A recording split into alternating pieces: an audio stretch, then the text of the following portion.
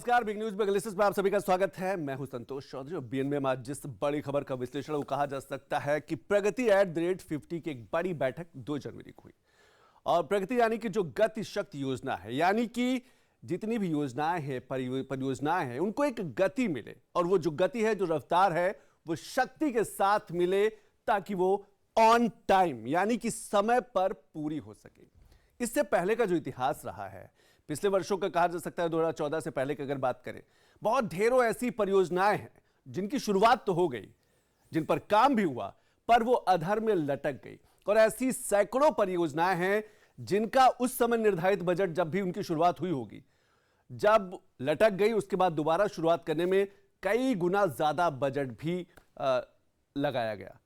तो जो अधूरी परियोजनाएं हैं, जो लटकी परियोजनाएं हैं, वो समय से पूरी हो सके, जो इंफ्रास्ट्रक्चर है, जो डेवलपमेंट के सारे काम है, जो विकास के सारे काम है, वो गति के साथ पूरे हो सके। इसीलिए प्रधानमंत्री मोदी हर समय हर बार प्रगति की अध्यक्षता करते हैं। और प्रगति में जो है वो सेंट्रल गवर्नमेंट के जितने भी मिनिस्ट्रीज हैं, जो सचिव हैं, सेक्रेटरी हैं, स्टेट गवर्नमेंट के जो मुख्य सचिव हैं, मंत्रालय हैं, और इसके साथ साथ कहा जा सकता है कि जो भी उस सेक्टर से जुड़े हुए लोग हैं, और उसमें समीक्षा बैठक यह की जाती है कि रियल टाइम मॉनिटरिंग की जाती है। एक डेडलाइन दी जाती है कि इस डेडलाइन तक आपका काम पूरा होना चाहिए, वो चाहे मेट्रो का हो, चाहे रेलवे का हो, चाहे ब्रिज का हो, चाहे एयरपोर्ट का हो। और तब से उसका असर, जब से प्रगति की लगातार बैठक होने लगी है, तब से देखा जा रहा है कि कोई भी परियोजना है अब बहुत ज्यादा लंबित लटकती नहीं है। पीएम मोदी का वो बयान लगातार आपको याद होगा कि पीएम मोदी ने कई बार कहा कि जिस परियोजना की योजना की वो शिलान्यास करते हैं, उसी का उसका वो उद्घाटन भी करते हैं। पहले ऐसा होता नहीं रहा। ऐसे कई परियोजनाएं आपको दिखाएंगे जो 40-40 साल तक लटकी रही, 4-4, 3-3 दशक तक इंतजार करती रही। बजट की कमी नहीं थी, बस वो जो कोऑर्डिनेशन था मंत्रालय, इन्वेस्टर जो थे उनके बीच का, या फिर और जो कहा जा सकता है कि चाहे लैंड की बात करें, एनओसीज की बात करें अलग अलग डिपार्टमेंट से, उसमें इतना समय लग जाता था कि वो उन परियोजनाओं को कोई मतलब नहीं रह जाता था। सबसे पहले समझ लेते हैं कि प्रगति क्या है। ये जो प्रगति @50 है, इसका मेन मकसद ही कि रियल टाइम मॉनिटरिंग करना है। जितनी भी स्कीम्स है, परियोजनाएं हैं, बड़ी परियोजनाएं हैं। आप देखिए क्या है प्रगति, क्यों है खास। 2015 में प्रधानमंत्री मोदी ने इसकी शुरुआत की थी। 1 साल भी नहीं पूरा हुआ था सरकार का, उससे पहले ही ये लॉन्च कर दी गई थी। प्लेटफॉर्म यह है कि बहुउद्देशीय और इंटरेक्टिव डैशबोर्ड की तरह ये काम करता है। सभी मंत्रालय, सभी परियोजनाएं, सभी स्कीम एक साथ ऑनलाइन, कहा जा सकता है, एक डैशबोर्ड में है। कौन कहां अटकी हुई है, कितना बजट है, क्या कमी है, सब कुछ प्रधानमंत्री मोदी के सामने। मकसद है कि सीधा संवाद किससे? प्रधानमंत्री मोदी राज्यों के मुख्य सचिवों और केंद्रीय सचिवों से सीधा संवाद करते हैं। जहां पर जो भी परेशानियां हैं, जो भी दिक्कतें हैं, चुनौतियां हैं, वो दूर की जाती है। रियल टाइम मॉनिटरिंग सबसे बड़ा उद्देश्य है कि रियल टाइम मॉनिटरिंग जो है वो किसी भी प्रोजेक्ट का हो, वो प्रगति के माध्यम से होता रहता है। त्वरित समाधान, फाइलों के चक्कर में फंसे प्रोजेक्ट को ऑन द स्पॉट क्लियरेंस दिया जाता है। वो एनवायरमेंट, पर्यावरण विभाग से लेना हो, वो पॉल्यूशन डिपार्टमेंट से लेना हो, या किसी और डिपार्टमेंट से लेना हो, या फिर जमीन अधिग्रहण का मामला हो, सब कुछ ऑन द स्पॉट क्लियरेंस। देखिए, ये कोऑपरेटिव फेडरलिज्म की तरह, एक सहकारी संघवाद की तरह काम करता है। इसमें केंद्र सरकार शामिल है, प्लस राज्य सरकारें शामिल हैं, उसके बाद केंद्रीय मंत्रालय जितने भी सेंट्रल मिनिस्ट्रीज हैं, वो तीनों मिलकर एक प्लेटफॉर्म, एक कहा जा सकता है टेबल पे आते हैं, एक डैशबोर्ड पे आते हैं, एक स्क्रीन पे आते हैं। क्योंकि ये बैठक ऑनलाइन होती है, उसमें सभी मंत्रालय के जो प्रमुख सचिव होते हैं, केंद्र सरकार की तरफ से पीएम मोदी, राज्य सरकारों की तरफ से जो मुख्य सचिव होते हैं वो शामिल होते हैं, और अलग अलग प्रोजेक्ट पे बात होती है। उपलब्धि और जवाबदेही, देखिए जवाबदेही की संस्कृति बनती है, निर्णय लेने में तेजी आती है। देरी का जो समाधान है, किसी भी डिपार्टमेंट की कोई भी समस्या है, वो त्वरित उसका निपटान किया जाता है। गवर्नेंस रिफॉर्म, यही है गवर्नेंस रिफॉर्म, कि फाइल जो है फाइलों के नीचे ना दबी रहे। जो रेड टेपिज्म का कहा एक समय जमाना हुआ करता था, लाल फीताशाही जिसको हम लोग बोला करते थे, वो नहीं है।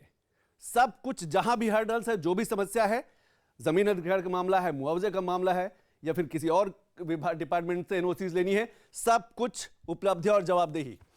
देखिए, और शायद इसीलिए ये जो रियल टाइम मैनेजमेंट है, ये जो प्रगति की बैठक है, इससे सभी मंत्रालय अलर्ट मोड पे रहते हैं, कि उन्हें पता है कि किसी भी समय पीएम मोदी उस प्रोजेक्ट को लेकर बड़ी बैठक कर सकते हैं, पूछ सकते हैं कि इसका समय जो है 2025 था या 2026 डेडलाइन थी, अभी तक कितना काम हुआ, और अगर काम नहीं हुआ तो वो क्यों नहीं हुआ। और शायद इसीलिए प्रगति की बैठक के माध्यम से जब गति शक्ति योजनाएं, जितनी भी स्कीम्स है, योजनाएं हैं, परियोजनाएं देश भर में समय समय पर पूरी होती रही है। एक रिपोर्ट देख लेते हैं, उसके बाद हमारे साथ 3 खास बड़े मेहमान जो प्रगति पे हम लोग चर्चा करेंगे, क्योंकि प्रगति सिर्फ पारदर्शिता की तरफ ले जाती है, और पारदर्शिता ही नहीं, जो रियल टाइम कहा जा सकता है कि कमिटमेंट है, मैनेजमेंट है, उसकी तरफ भी ले जाती है। एक रिपोर्ट देखते हैं पहले। समय पर योजना पूरी हो,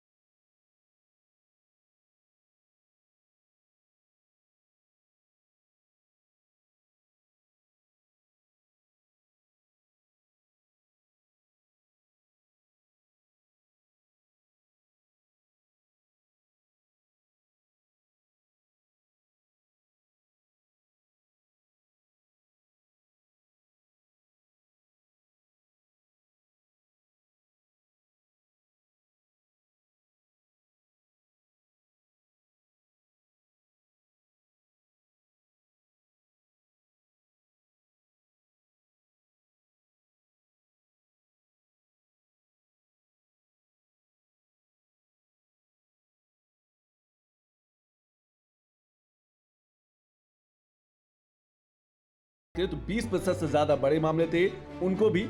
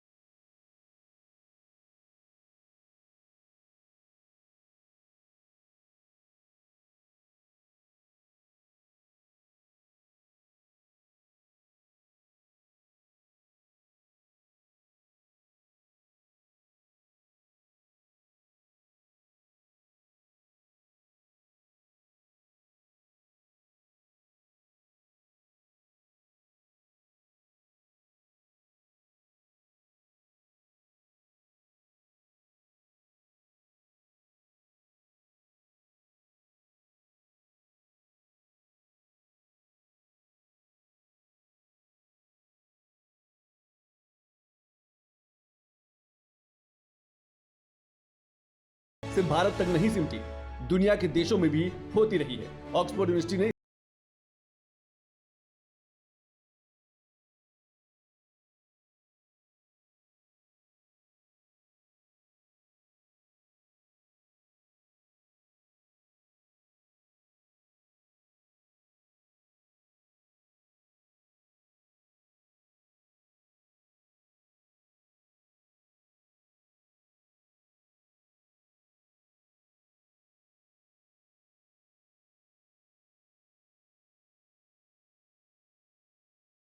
And so what you find is the lack of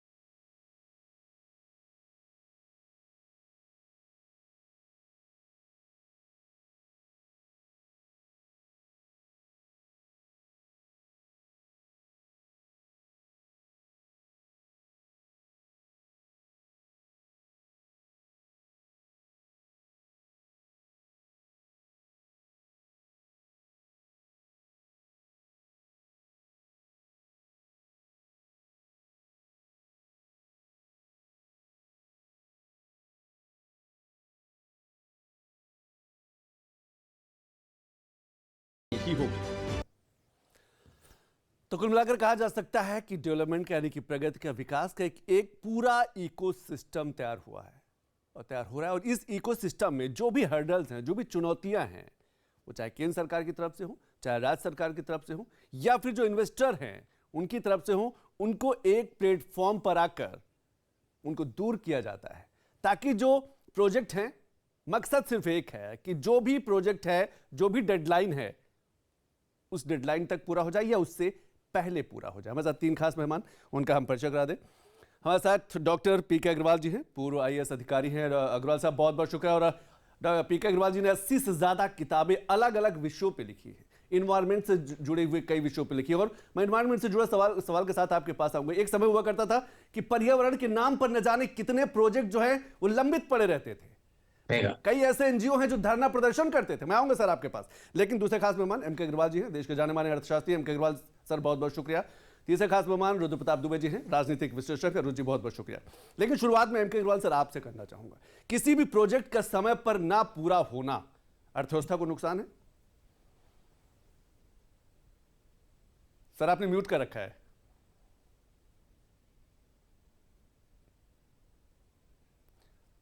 Agarwal sir आपने म्यूट कर रखा है। एम के अग्रवाल सर आपने म्यूट कर रखा है। जी, मैं आपको एक उदाहरण से बताता जी। हूं, उत्तर प्रदेश के एक उदाहरण से बताता हूं। ये सीएजी की रिपोर्ट पर है। सरयू नहर परियोजना 1982 में इसको शुरुआत की गई, ठीक है। और 1989 में इसको कंप्लीट होना था। ओरिजिनल कॉस्ट थी 300 करोड़ रुपए से कम की। लेकिन जब प्रधानमंत्री मोदी जी आए तो उन्होंने एक काम यह किया कि जितनी लंबित परियोजनाएं हैं उसको तुरंत पूरा करना है। तब जाकर जब योगी सरकार यहां आती है तो केंद्र सरकार के मार्गदर्शन में फिर इस तरह की परियोजनाओं को जो ज्यादा उपयोगी थी केवल उन्हीं को किया गया, बाकी छोड़ दिया गया।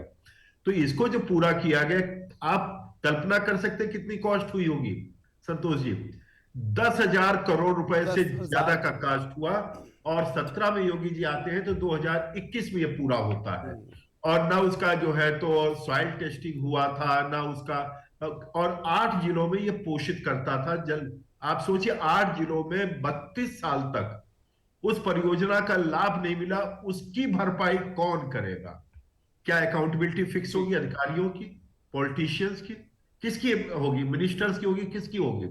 आप सोचिए, इन्हीं सब चीजों से बचने के लिए प्रधानमंत्री जी रेगुलर डे 1 से ये काम कर रहे हैं। वो कहते हैं जिसका मैं शिलान्यास करूंगा, एक डिफाइंड टाइम पर मुझे उसका उद्घाटन भी करना है। लोग इसको पॉलिटिकल एनालिसिस में ले जाते हैं, मैं इसको इकोनॉमिक, यानी कि टाइम लाइन डिफाइंड होनी चाहिए। आप सोचिए 1 लाख रुपए आप एक दिन में कमाते हैं, 1 महीने में कमाते हैं, कि 1 साल में कमाते हैं, कि 10 साल में कमाते हैं। लाख रुपए का महत्व नहीं है, समय का महत्व है, समय का। आज की इकोनॉमिक्स समय पर चलती है, रुपए पर नहीं चलती है।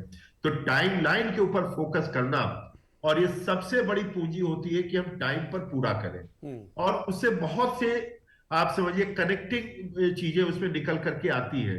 तो मुझे लगता है कि प्रधानमंत्री जी की ये जो पहल है, कितने उदाहरण मैं आपको दे सकता हूं कि जिसका लाभ अब हम जो मिल रहा है। अब हम लोग, मैं आऊंगा, मेरे पास भी कुछ ऐसे आंकड़े हैं जो मैं आपको दिखाऊंगा। लेकिन पीके अग्रवाल सर, हमें लगता है कि कई बार जब कोई स्कीम, कोई बड़ी परियोजना आती है तो आसपास के क्षेत्र को बड़ी उम्मीद होती है कि हमारे बच्चों को रोजगार मिलेगा, हम हो सकता है प्रोजेक्ट में मिलकर काम करेंगे। लेकिन पीढ़ियां बदल जाती थी, 4-4 दशक बीत जाते थे और वो प्रोजेक्ट चलता था, आधा काम भी होता था। ऐसा नहीं कोई प्रोजेक्ट चलता नहीं था, चलता था, आधा काम हो जाता था और लटक जाता था। ये जो शैली है, ये जो कार्यदक्षता काम करने का तरीका है, वो अब बदला है।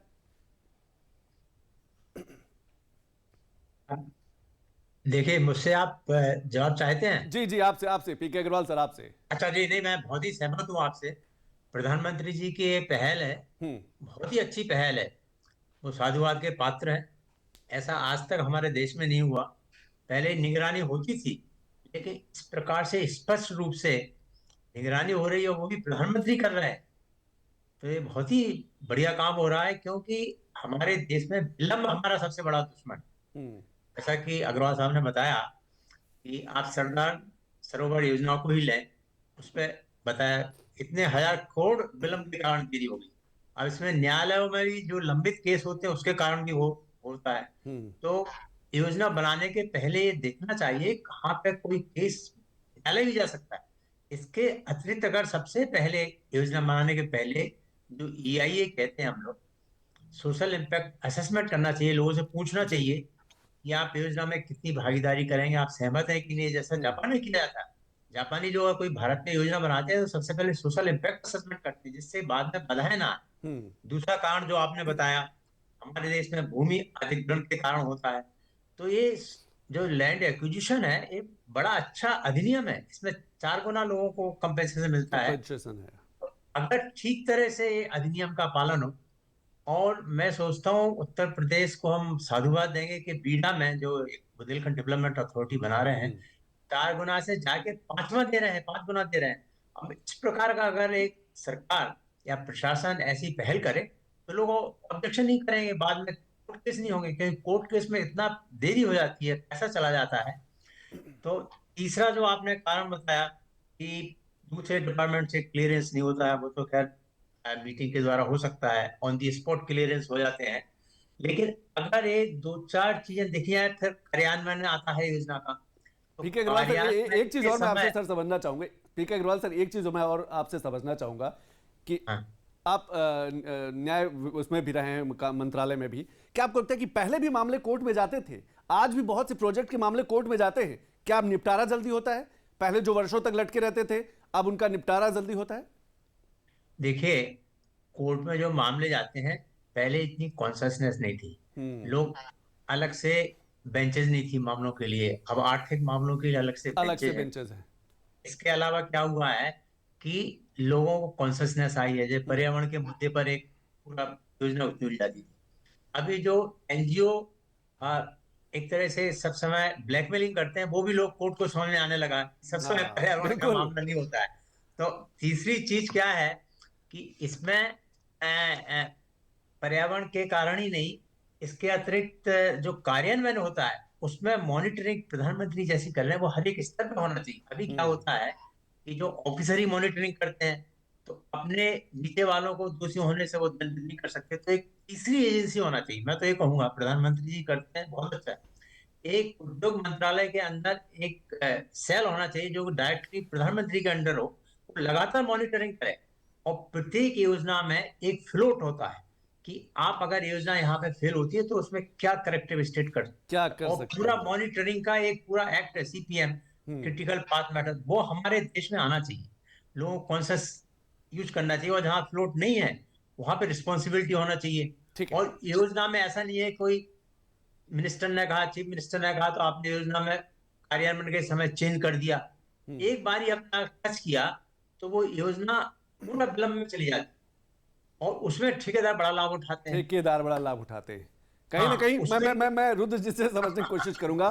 पहले की जो मंत्रालय और ठेकेदार, कई कई चीजें उसमें मिली रहती थी, और ये जो विलंब है ना, कुछ लोगों के लिए फायदे का सौदा हुआ करता है कि जितना प्रोजेक्ट लटका रहेगा, लंबित पड़ा रहेगा, तो वो उनका उसमें भी कहा जा सकता है एक साठगांठ थी। लेकिन अब फिर उसका वो कोई जी, माई बाप नहीं रहता है। एक बार विलंब हुआ फिर कोई माई बाप हाँ, कोई उसको देख रेख करने वाले। मैं आऊंगा सर, आपके पास आऊंगा, लेकिन एक आंकड़ा देख लेते हैं उसके बाद रुद्र जी आपसे कुछ। एम के अग्रवाल जी ने एक सरयू का उदाहरण दिया कि कितने साल दशक तक लटकी रही, बजट खर्च होता रहा, लेकिन अब जाके वो पूरी हुई। ऐसी कई और ऐसे प्रोजेक्ट हैं, जो परियोजनाएं हैं, जो वर्षों से लंबित रही, 4-4, 5-5 दशक। कुछ का मैं उदाहरण देता हूं। जम्मू श्रीनगर बारामूला लिंक 1994 से पेंडिंग है। कब पूरी हुई? 2025 में। सोचिए, 94 में इसकी शुरुआत हुई और तब से पूरी हुई 2025 में। बोगीबिल ब्रिज, असम की बात कर रहे हैं, 1997 से पेंडिंग थी, 2018 में जाके पूरी हुई। जब चाहे गतिशक्ति योजना की बात करें, लगातार मॉनिटरिंग की बात करें, ये दो और आएंगी, दो और हम आपको ग्राफिक्स जरिए बताएंगे कि ये था पहले प्रोजेक्ट का हाल। नवी मुंबई एयरपोर्ट 25 वर्ष से पेंडिंग थी, 25 साल से। कब पूरा हुआ? 2025। धौलाना पावर प्रोजेक्ट जो है, रिलायंस का पावर प्रोजेक्ट था, कब से पेंडिंग? 2004 से। अब जाके कहा जा सकता है पूरे होने के कगार पर है, काम चल रहा है। रुचि जी, 4-4 दशक, 3-3 दशक, पीढ़ियां बीत गई लगभग, कहा जा सकता है। निश्चित तौर पर 25 साल एक लंबा समय होता बड़ा है। अरसा होता है। संतोष जी, इसको इस नजर से देखिए सहकारी संघवाद की ये जो पूरी कल्पना है, ये अनोखी नहीं है। बड़ी बात है राजनीतिक इच्छा शक्ति, जो पॉलिटिकल विल की बात की जाती है, वो नहीं थी। अभी तो तब पर भी ये मुश्किल है, क्योंकि राज्यों में अलग सरकारें हो जाती हैं, केंद्र में अलग सरकार हो जाती है। पहले तो एक ही दल की आपको देखिए राज्यों में भी सरकार मिलती थी और केंद्र में मिलती थी, बावजूद उसके वो राजनीतिक इच्छा शक्ति नहीं थी जो एक काम को कराने की आपके लिए एक आवश्यक होता है कि नहीं, अगर इस काम को मैंने शुरू किया है तो ये अंजाम तक पहुंचना चाहिए। अब आप देखें, गुजरात के मुख्यमंत्री के तौर पर नरेंद्र मोदी जी संविधान दिवस मनाते थे, वो छात्रों से चर्चा करते थे, वो आज़ादी के अनसंग हीरोज़ को लेकर बात करते थे, और वो बिल्कुल वैसे ही लेकर वो केंद्र में आए। ऐसे ही उन्होंने एक स्वागत प्लेटफॉर्म शुरू किया था, स्टेट वाइड एप्लीकेशन था वो ग्रीवांस के लिए, और वो एप्लीकेशन और टेक्नोलॉजी के साथ वो काम करता था, जिसमें वो जन समस्याओं की सुनवाई करते थे, और हर साल वो पूछते थे कितने आंकड़ों का आपके पास आए, कितनी समस्याओं का आपने समाधान किया। उसी स्वागत को वो केंद्र सरकार में लेकर आए हैं। आंकड़े भी जारी किए गए, 7,153 समस्याओं का निराकरण हो गया है। बड़ी चीज़ है यहाँ पे। हम लोग यहाँ पर जो 4 चीज़ें गिना रहे हैं, जिसमें 25 साल 20 साल के आंकड़े, तो आप सोचिए वो जो 7,000 समस्याओं का समाधान हुआ है, उससे कितनी चीज़ें बदली हैं। हाँ, गति शक्ति योजना सिर्फ और सिर्फ मात्र आप उसको उठाएं। मॉर्गन स्टेनली ने एक पूरी रिपोर्ट बनाई है संतोष जी, उसमें कहा है कि भारत में बंदरगाहों पर जो पोर्ट रुकते हैं उनके समय 0.1 दिन का है, और ये अमेरिका में आप चले जाइए 4 दिन का, संयुक्त अरब अमीरात में 3 दिन का है। तो आपने ये देखिए, गति शक्ति योजनाओं के कारण जो आपने लॉजिस्टिक और परिवहन को आपस में जोड़ा है, इंफ्रास्ट्रक्चर को जोड़ा है, उससे आपको बड़ा बदलाव होता हुआ दिखाई पड़ रहा। आपने अभी आपको जो आर्थिक विकास की रफ्तार एकदम से तेजी होती हुई दिखाई पड़ी है, उसके पीछे यही तो है कि 3 मंत्रालय मिलकर काम कर रहे हैं। पहले आप देखते थे आपके यहाँ की रोड बन जाती थी, उसके बाद एक कोई आदमी आता था, रोड खोद देता था, कहता था पाइप डालना है। इसका मतलब आपस में समन्वय नहीं था, और ऐसा एक विभाग में नहीं, आपको ऐसे कई विभाग में दिखाई पड़ता था।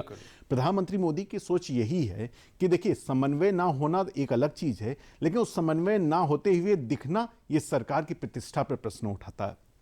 न केवल लोग इससे प्रभावित होते हैं, बल्कि चुनी हुई सरकार किस ढंग से काम कर रही है वो नजर आ जाता है। कम से कम सरकार की प्रतिष्ठा को बचाइए, लोगों को सुविधा प्रदान कीजिए, और तीसरी बात कि जब किसी परियोजना योजना की घोषणा हो तो कम से कम उसको आप टाइमलाइन के साथ पूरा कीजिए।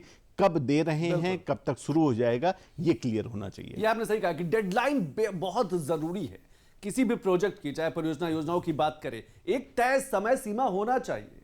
ऐसा ना हो कि वर्ष दर वर्ष सिर्फ कहा जा सकता है कि कागजों में कटता रहे और फंड जो है वो रिलीज होता रहे और उसका बंदरबाट होता रहे।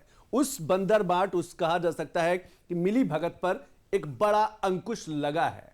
रफ्तार अभी और काम करने की जरूरत है। लेकिन पीएम मोदी ने समय समय पर प्रगति को लेकर, डेवलपमेंट को लेकर क्या कुछ कहा है, और ये उसको एक बार हम सुन लेते हैं, देख लेते हैं कि समय समय पर गति शक्ति योजना को लेकर क्या कुछ कहा है।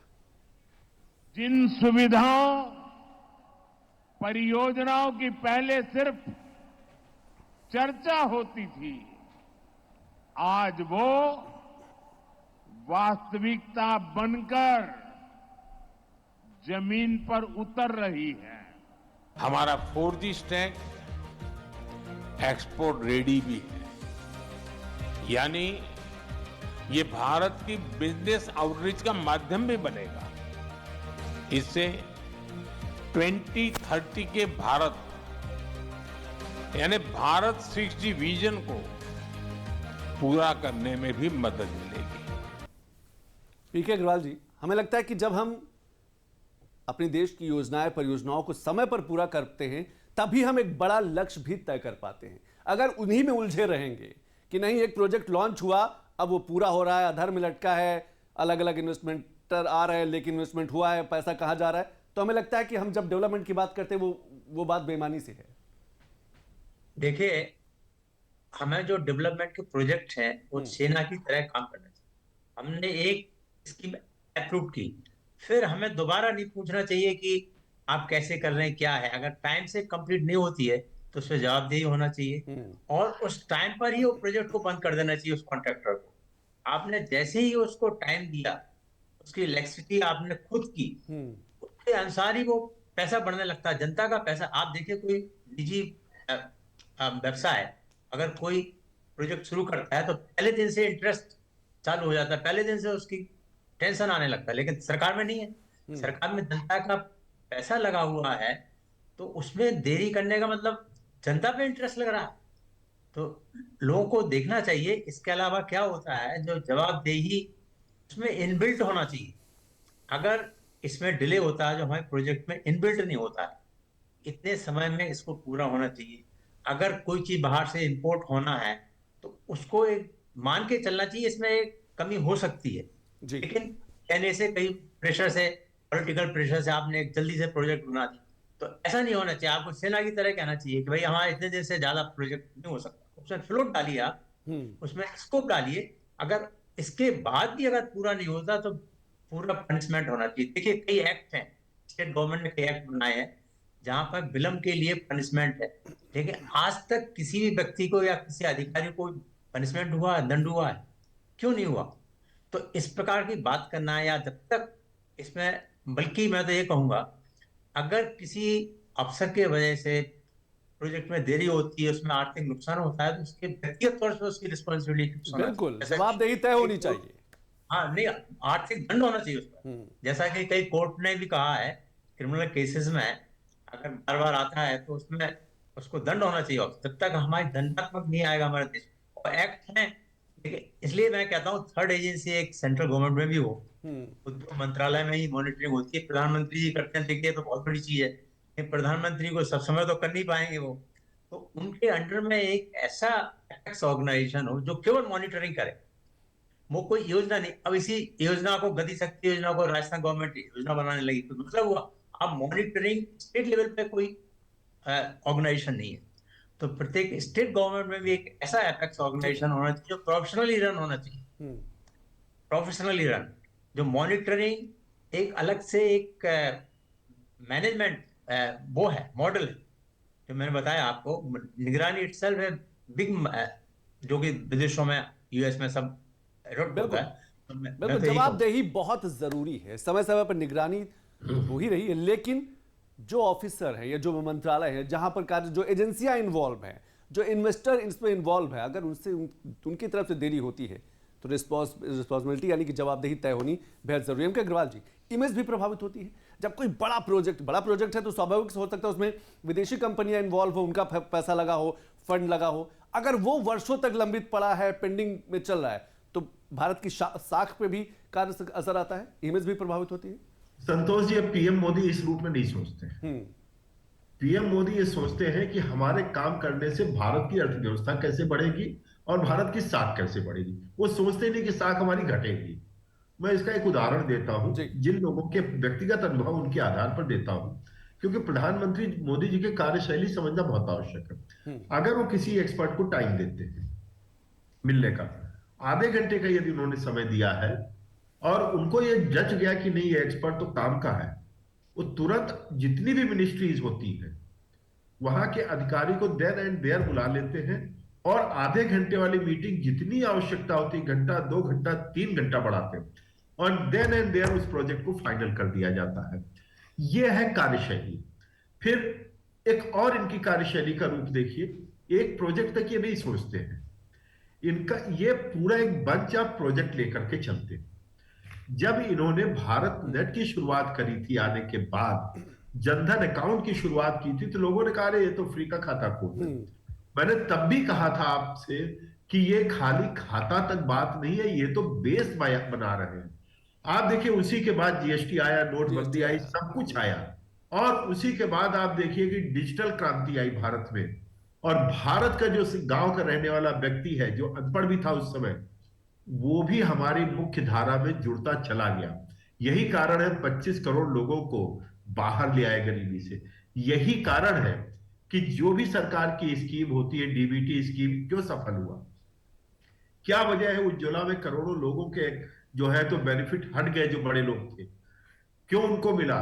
क्यों लोगों को उनको पक्का मकान देने में टाइम नहीं लगता? क्या वजह है कि एक क्लिक पर प्रधानमंत्री सम्मान निधि किसानों को मिल जाती है, कहीं कोई शिकायत नहीं आती कि मेरे अकाउंट में नहीं आ रही। तो आप ये देखिए, डिलीवरी के साथ साथ फ्यूचर विजन, एक चीज और इसके साथ जोड़ते हैं कि तमामों योजनाओं को वो इंटीग्रेट करते हुए चलते हैं।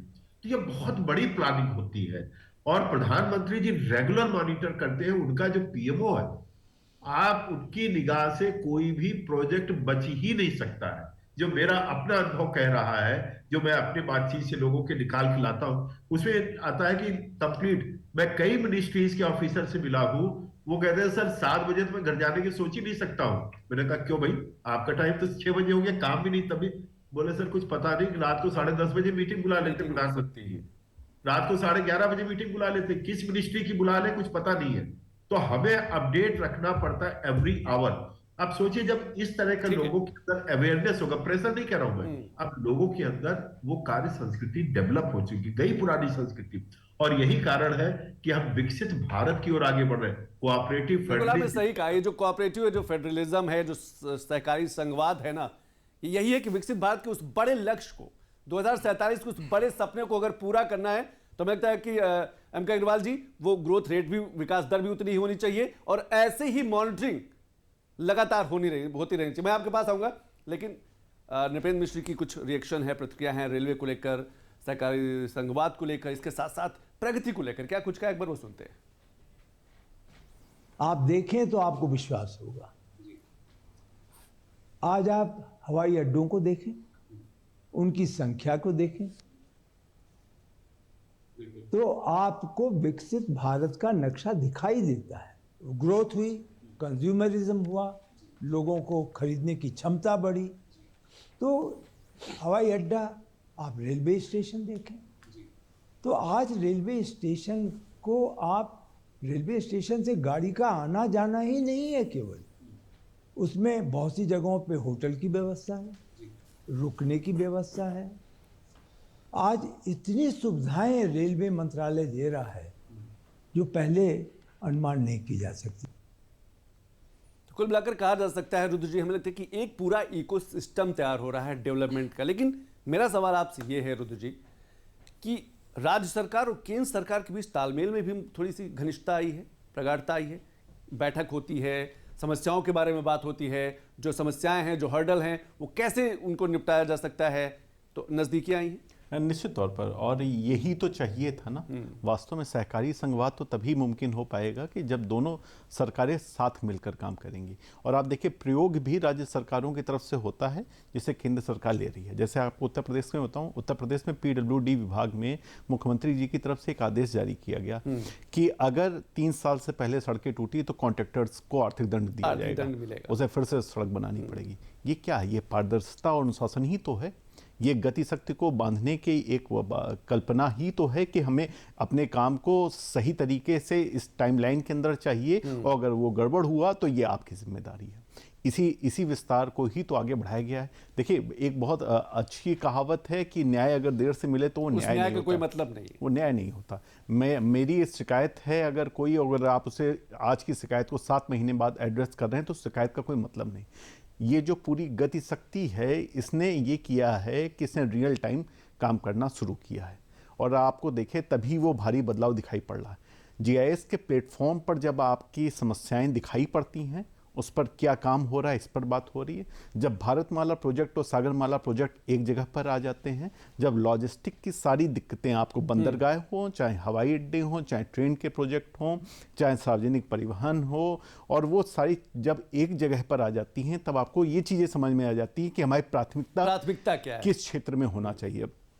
और जब प्राथमिकता समझ में आ जाती है, तब आपको उसके चरण बिंदु समझ में आ जाते हैं कि अच्छा गया, ये 2 विभाग साथ मिलकर इस पर काम कर लेंगे तो चीज़ें आसान से हो जाएंगी और जल्दी हो जाएंगी। ये जो लंबा समय लग रहा था, ये बार बार एस्टिमेट बनता था। आप सोचिए, जो 1995 में शुरू हुआ प्रोजेक्ट हुआ होगा, उसका क्या एस्टिमेट रहा होगा? बिल्कुल, क्या एस्टिमेट रहा होगा, और वो 2025 तक आते आते क्या हुआ होगा? बीच में कितनी बार एस्टिमेट खत्म हुआ होगा, कहाँ गया होगा? कहीं पर कोई सुनवाई नहीं होती थी। और बात ये भी नहीं है, ये सरकारें के लचीलेपन की वजह सरकार के कमजोर होने की निशानी थी। हम आपको चुन के इसलिए भेजते हैं कि आप वहां पर जाएं, हमारे लिए काम करें, लेकिन आपकी घोषणाएं मात्र चुनावी दावे बन के रह जाती थी। और भारत में चुनावी वादों पर भी कोई FIR नहीं होती थी। तो ये एक बेहद जरूरी था कि आप अपनी काम की मॉनिटरिंग करके जनता को दिखाएं। हमें इस बात का भरोसा होना चाहिए कि आपने जो वादे किए थे वो एक टाइमलाइन में पूरे होंगे। और ये कम से कम अभी की केंद्र सरकार में प्रधानमंत्री मोदी जब बैठते हैं तो कम से कम ये विश्वास जगता है कि हाँ, हो रहा है, क्योंकि वो कई कामों को, प्रोजेक्ट को हमने देखा है 2014 से 24 के बीच में भारी बदलाव आया है, बड़ा बदलाव है। और उसी बदलाव का परिणाम है कि ढेरों योजनाएं परियोजनाएं पूरी हुई हैं, और वो भी जो लंबित रही हैं। लेकिन PK अग्रवाल जी, आपने कई बार, मतलब कई किताबें लिखी हैं एनवायरमेंट पर, पर्यावरण को लेकर। एक समय ऐसा था कि मैं भी दिल्ली में था, और बड़े बड़े NGO जो हैं, बड़े बड़े प्रोजेक्ट को लेकर कैंडल मार्च निकालते थे, जंतर मंतर पर धरना प्रदर्शन करते थे।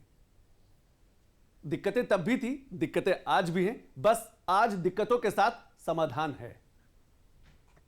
देखिए, अगर ये सोशल इम्पैक्ट असेसमेंट किया जाए प्रोजेक्ट शुरू करने के पहले, तो ये दिक्कतें नहीं रहेंगी। आज ये प्रोजेक्ट शुरू करने के पहले वन का क्या ऑब्जेक्शन हो सकता है, आप पहले नो ऑब्जेक्शन लीजिए, पहले लैंड एक्विजिशन करिए, फिर प्रोजेक्ट शुरू करिए, जैसा कि रेलवे में हुआ। मैं तो कह रहा हूँ सब मंत्रालयों को एक बार रेलवे मंत्रालय में जाना चाहिए। वहां पर ऑफिसर बैठकर केवल मॉनिटरिंग करते हैं। हमारी ट्रेन कौन से समय आई थी, और हमारे और मंत्रालय में क्या है, क्या अलॉटमेंट हुआ, क्या नहीं हुआ, लेकिन पूरा काम केंद्रीय मंत्रालयों के राज्यों में ये है कि वो मॉनिटरिंग करें, और मॉनिटरिंग कल्चर डेवलप होना चाहिए। लेकिन इसके साथ साथ मैं ये भी कहना चाहूंगा जी। कि हम लोग राष्ट्रीय स्तर पर या प्रांत के स्तर पर कह सकते हैं, लेकिन जो आजकल नगर पालिका और गांव में देखा जा रहा है कि वहां कोऑर्डिनेशन नहीं हो रहा, रोड खुदे पड़े हैं और लोगों को सुविधा नहीं मिल रही है और योजनाएं लंबित हो रही है, तो वो अभी कल्चर नीचे तक नहीं गई है। क्योंकि एक ठेकेदार को ठेका दे दिया जाता है, वो ठेका ठीक होता है कि नहीं होता है, वो ठेकेदार जानता है या इंजीनियर जानता है। तो हमें यहाँ पे विलंब जो भी करें उस पर जवाबदेही होना एक्शन चाहिए। एक्शन जरूरी है। एक्शन जरूरी, बिना एक्शन ये काम नहीं होगा। देखिए, न्यायालय में हम ज्यादा नहीं कर सकते, न्यायालय में केस जाते हैं, लेकिन न्यायालय में देखा जाता है जहां सीबीआई ने एक केस को वो सुसाइड हुआ था खड़गपुर में, 7 साल देरी हुआ, 15 लाख रुपए सीबीआई पे पेनल्टी दी। तो कोर्ट भी अगर देरी करता है तो कोर्ट के भी ऐसा प्रावधान होना चाहिए, उनकी भी जवाबदेही होना चाहिए, सुप्रीम कोर्ट से, हाई कोर्ट से लोअर कोर्ट पे। ऐसा नहीं है कि हमारी न्यायपालिका जवाबदेही बाहर होना चाहिए। और आर्थिक मामलों में मैं कहूंगा रिस्पेक्टफुली कोर्टों को एक विशेष ध्यान रखना चाहिए, क्योंकि उनका बजट भी वहीं से आता है। अगर हमारा अर्थ कमजोर होगा बिल्कुल। तो न्यायपालिका को बजट वहां से नहीं मिलेगा।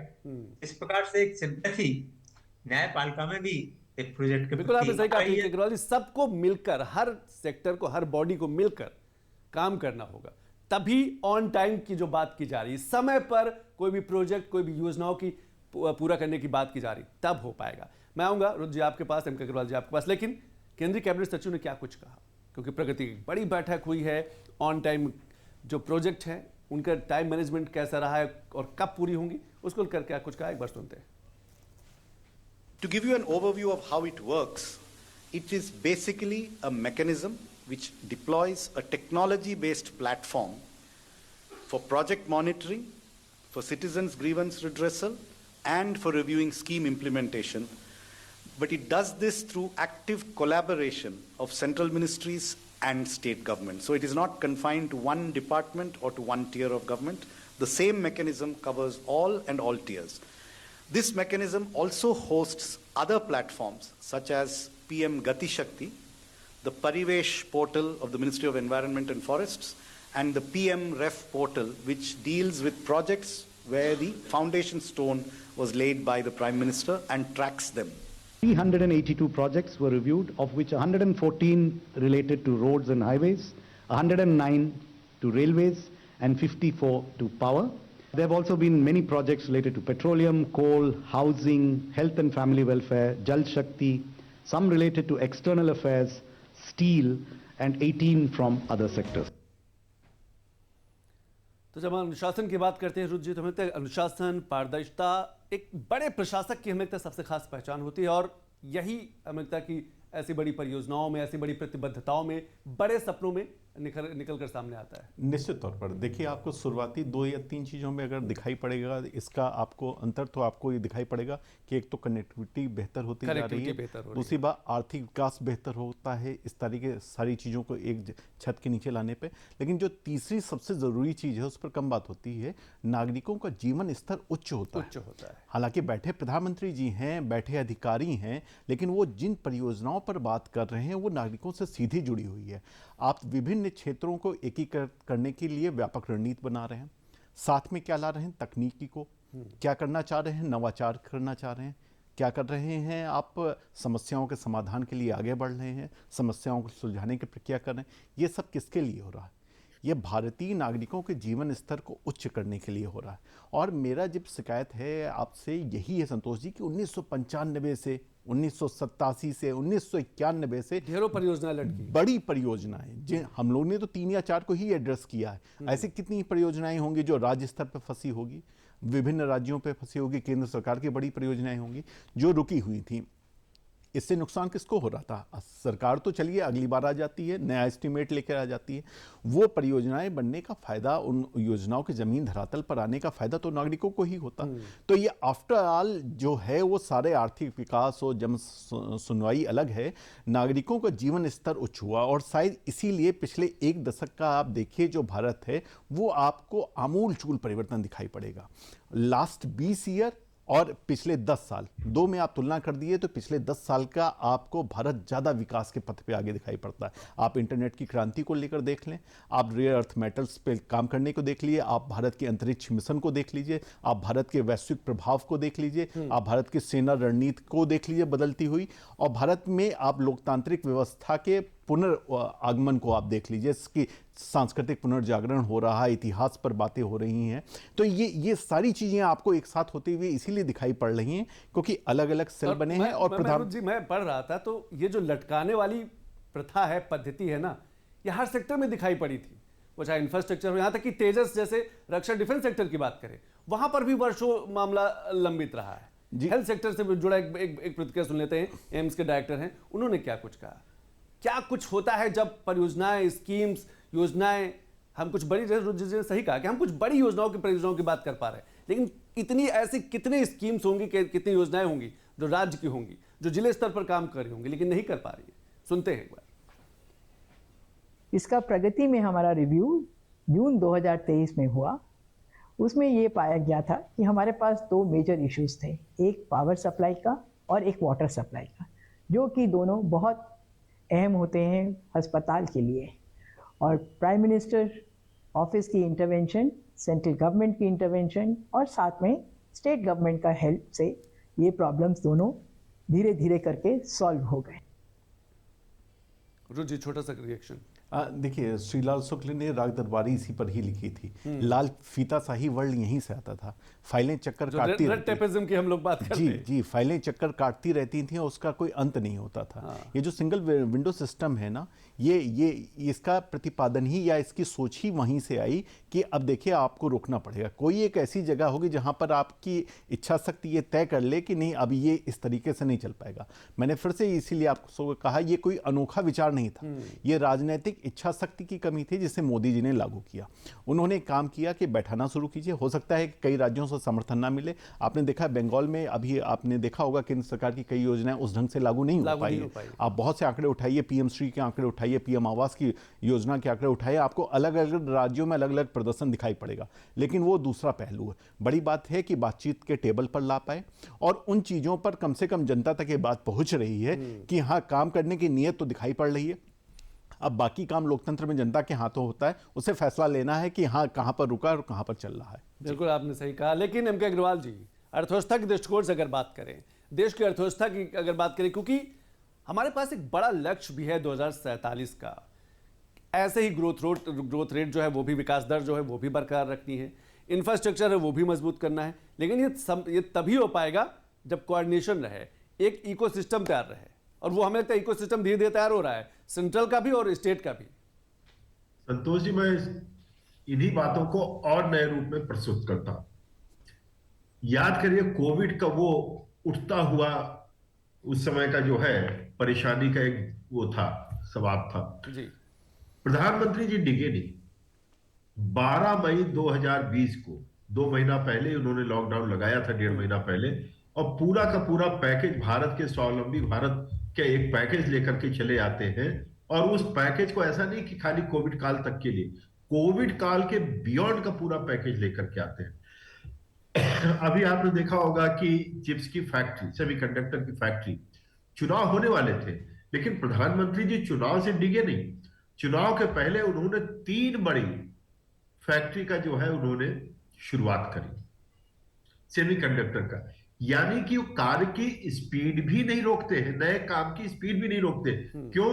क्योंकि उनका जो पूरा स्ट्रक्चर होता है वेल डिफाइंड स्ट्रक्चर है, और इसमें टाइम ठीक वैसे ही होता है जैसे ट्रैफिक का सिग्नल होता है, उसी हिसाब से कि इधर से कब जाना, इधर से कब जाना, इधर से कब जाना, और प्रॉपर स्मूथ, जिसको कहते हैं सीमलेस ग्रोथ होना चाहिए। और एक चीज और, टाइम का ओवररन कॉस्ट तो उन्होंने घटाया ही घटाया है। इसके अलावा टेक्नोलॉजिकल इंप्रूवमेंट पर भी बहुत फोकस रखता है। जैसे आप एनर्जी सेक्टर में देखिए, हम लोगों ने चर्चा की, तब तक बहुत खुलकर नहीं आया था कि न्यूक्लियर जो कैप्टिव पावर प्लांट है, हम लोगों ने उसके पहले ही चर्चा किया था, बाद में जाकर के बिल आया है पार्लियामेंट में। तो कहने का मतलब आप देखिए कितनी दूर की सोच करके चलते हैं। बहुत सी चीजें समय से पहले पूरा होती है। बुलेट ट्रेन का उदाहरण लीजिए, ठीक है। फिर इसी प्रकार से आप देखिए non conventional sources of energy यानी कि ग्रीन एनर्जी 2030 तक टोटल इंस्टॉल कैपेसिटी का 50% होना था, हम उससे 4 साल पहले ही हो जा रहे हैं। तमाम इसी प्रकार से आप मुंबई दिल्ली का आप देखते हैं, एक्सप्रेसवे को आप देखते हैं, एक्सपेंडेबल 8 लेन का बन रहा है, लगभग बन के तैयार होने के करीब है, और 2023 में शुरू हुआ था। यानी कि आप प्रोजेक्ट इनके देखिए किसी भी डायमेंशन के, श्रीनगर में सबसे ऊपर इतनी ऊंचाई वाला रेल लाइन, बिल्कुल, और जो वहां का कमेंडेबल और रक्षा का थोड़ा सा ट्रेलर ऑपरेशन सिंदूर में दिखा था। ईश्वर न करे फिर दोबारा ऐसी कोई नौबत आए तो हो सकता है कुछ बड़ा कलेवर में वहां देखने को मिले। एचएएल जो कल तक करीब मृतप्राय हो चुका था मोदी जी के आने के बाद, आज एचएएल के पास बात करने का समय नहीं, इतना ज्यादा बल्क ऑर्डर है। यानी कि सारे पीएसयूज को भी कर रहे हैं, सारे जितने भी रिसोर्सेज हैं उन रिसोर्सेज को टैप करना, और एक सबसे बड़ी बात जो इनकी विशेषता है, जन सहभागिता को लगातार पोषित करना। बिल्कुल आपने सही कहा कि जो रिसोर्सेज है उसके साथ साथ रिसोर्सेज का सही तरीके से पूरी ताकत के साथ उसका प्रयोग करना, क्योंकि उसका फायदा जो है आसपास के लोगों को मिलता है। लेकिन प्रियंका अग्रवाल जी, आप सीनियर आईएएस अधिकारी रहे, वरिष्ठ प्रशासनिक अधिकारी रहे हैं, क्या कभी पॉलिटिकल प्रेशर भी रहता है कि नहीं इस प्रोजेक्ट को आगे ज्यादा नहीं बढ़ने देना, अभी इस पे आप ज्यादा ध्यान न दीजिए, ऐसा भी रहता है? नहीं, ऐसा मैं नहीं सोचता हूँ कि पॉलिटिकल प्रेशर रहता है, लेकिन जो राजनीतिक लोगों के पास फाइल जाती है, जब मिनिस्टर के पास या जिला परिषद के अध्यक्ष के पास या नगर पालिका में, तो वो जो विलंब करते हैं उनको प्रधानमंत्री से सीखना चाहिए, और उनका भी दंडात्मक प्रावधान होना चाहिए कि अगर वो क्यों फाइल, क्योंकि भ्रष्टाचार और विलंब सहोदर भाई, क्योंकि जैसे ही आप विलंब करेंगे तो वो भ्रष्टाचार का नेटवर्क बनने लगता है। हमारा नेटवर्क इतना तेज होना चाहिए प्रोजेक्ट का, भ्रष्टाचार का नेटवर्क ही ना बने। और मुझे बड़ी प्रसन्नता है, जब मैं नौकरी करता था तो ये डिजिटल मॉनिटरिंग नहीं थी। आजकल तो मॉनिटरिंग में कोई प्रॉब्लम ही नहीं है, हमें उनकी वो लाना पड़ती थी। आजकल तो ऑटोमेटिक मॉनिटरिंग हो रही है, आप पंचायत से फिगर उठ के आ रही है, आपको केवल बैठ के मॉनिटरिंग करना है। इतना बड़ा डिजिटल क्रांति होगी हमारे देश में, तो उसका उपयोग करना चाहिए। इसके अलावा मैं कहूंगा, जैसे पर्यावरण में होता है वायु प्रदूषण का, आप जानते हैं, AQI होता है, उसी प्रकार से प्रोजेक्ट का भी पहले से डिक्लेयर होना चाहिए कि ये प्रोजेक्ट इतने समय में होगी, इतनी लागत है। अभी क्या है, जैसा MLA MP जो निधि है उसमें बाद में लगाते हैं प्रोजेक्ट कंप्लीट होने के पहले। अगर पहले लगाया जाए तो मैं सोचता हूँ आधा श्रम ऊपर वालों को नहीं करना पड़ेगी, जनता करेगी कि ये प्रोजेक्ट इतने दिनों में पूरा होना था, इसकी लागत है, उसके इतने प्रोविजन है, एक कम से कम ब्लैक बोर्ड है। अब हमें जनता को एसोसिएट करना पड़ेगा। बिल्कुल आपने सही कहा। केंद्रीय वित्त मंत्री निर्मला सीतारमण ने क्या कुछ कहा, एक बार वो प्रतिक्रिया सुन लेते हैं, उसके बाद रुचि जी में एक छोटा सा रिएक्शन आपसे ले लूं। PM Modi personally monitors programs and their progress through the Pragati video conference that he holds with the district level officers also, saying how much progress is happening. If it's not happening, then a minister goes there, also follows it up. 43rd edition of Pragati, 300 up to the 43rd, 348 pending projects have, and their total cost is 17.36 lakh crores, have been reviewed. Progress is happening quickly. They're all coming to a conclusion. रुचि जी, क्या आपको लगता है जो 2014 के बाद से जिस तरीके से जो भ्रष्टाचार पिछली सरकारों में रहा कि बड़े बड़े मंत्री अलग अलग इस स्कैम में फंस जाया करते थे, बड़े बड़े मामलों में फंस जाया करते थे, वो जो करप्शन फ्री वाला मामला चला है, खासतौर से मंत्रालयों की बात करें, उसका भी असर दिखाई पड़ा है, वो फोकस काम पे रहा है? निश्चित तौर पर देखिए, हम लोग कई बार रुपयों के लेन देन को ही भ्रष्टाचार मान लेते हैं, जबकि ये भ्रष्टाचार के आर्थिक भ्रष्टाचार की एक शाखा है। आदरणीय पीके अग्रवाल जी ने जो बोला कि वो विलंब होना भी एक भ्रष्टाचार है। विलंब होना भी एक, अगर आपने एक टाइमलाइन दी है, अगर उससे काम आगे चला गया तो ये भ्रष्टाचार है ना। आपकी आचरण भ्रष्ट होता हुआ दिखाई पड़ रहा ना, आपने वो टाइमलाइन दी थी तो उससे आगे कैसे पहुंचा। तो देखिए, कई चीज़ों पर सरकार ने वो जिस भी तरीके के भ्रष्टाचार हैं उस पर उन्होंने लगाम लगाने की कोशिश की है। सिंगल विंडो सिस्टम के द्वारा पारदर्शिता, अनुशासन, इसरो इमेजिनरी का इस्तेमाल भी इसीलिए तो हो रहा है कि ऊपर से जो आपकी फोटो आ रही हैं वो यही तो इस्तेमाल कर रहा है। अलग अलग बंटवारा किया गया है, रक्षा गलियारा एक में, औद्योगिक गलियारा एक में, IT पार्क एक में, फार्मास्यूटिकल्स क्लस्टर अलग, कपड़ा क्लस्टर अलग। तो ये बंटवारा हुआ है और बहुत सोच कर हुआ है। ये इसी सोच के साथ हुआ। आप देखिए, जब भी मीटिंग होती है, कभी 5 राज्यों के साथ, कभी 3 राज्यों के साथ, निश्चित तौर पर वो योजनाओं के साथ लेकर कर रहे होंगे। ऐसा तो होता नहीं कि रैंडम पिक कर रहे हैं। इन योजनाओं को इन प्रदेशों में अब इस ढंग से लागू करना है, इन मंत्रालयों को इसमें शामिल करना है, और उसके बाद वो मीटिंग होती है। तो बहुत सोच के सरकार आगे बढ़ रही है और बहुत, इसे आप कहें कि बड़े बेहद चिंतन के साथ आगे बढ़ रही है। और आज नहीं तो कल इसको आपका लंबा, आपको इसका परिणाम देखने को मिलेगा। और भारत की आपकी जो आर्थिक विकास की बढ़ती हुई दर भी दिखाई पड़ रही, वो भी इन्हीं प्रयोगों की वजह से ही दिखाई पड़ रही है। बिल्कुल आपने सही कहा कि जो आर्थिक विकास की गति है, जो प्रयोग हैं, वो भी इन्हीं सारे प्रयासों की वजह से परिणामों में धीरे धीरे बदलते जा रहे हैं। पर आज समय बस इतना ही। रुद्र प्रताप दुबे जी, बहुत बहुत शुक्रिया। पीके अग्रवाल सर, आपने समय निकाला, बहुत बहुत शुक्रिया। MK अग्रवाल सर, बहुत बहुत शुक्रिया, आपने समय निकाला।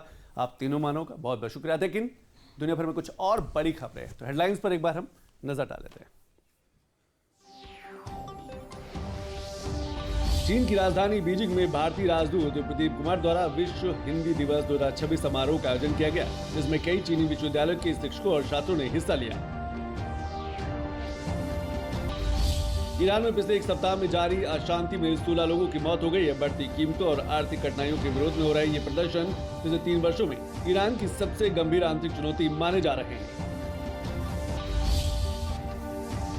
नाइजीरिया में कल रात बंदूकधारियों के हमले में 30 लोगों की मौत हो गई, जबकि कई लोगों का अपहरण कर लिया गया। पुलिस के अनुसार हमलावरों ने स्थानीय बाजार और कई घरों में गोलियां चलाई और आग लगा दी। चीन ने अमेरिका से वेनेजुएला के अपदस्थ राष्ट्रपति निकोलस मादुरो और उनकी पत्नी को तुरंत रिहा करने की मांग की है और इसे अंतर्राष्ट्रीय कानून का उल्लंघन बताया। चीन ने अमेरिका को वेनेजुएला मुद्दे पर गंभीर चेतावनी दी है। देश में रविवार को सभी एयरपोर्ट पर फ्लाइटों का संचालन अचानक रोकना पड़ा। हजारों की संख्या में यात्री एयरपोर्ट पर फंसे। कुछ फ्लाइट को पड़ोसी देशों की तरफ डाइवर्ट किया गया है। ये परेशानी तकनीकी गड़बड़ी के कारण हुई है। तो बिग न्यूज बात बस इतना ही। कल फिर किसी बड़ी खबर पर हमारी नजर होगी। तब तक के लिए नमस्कार।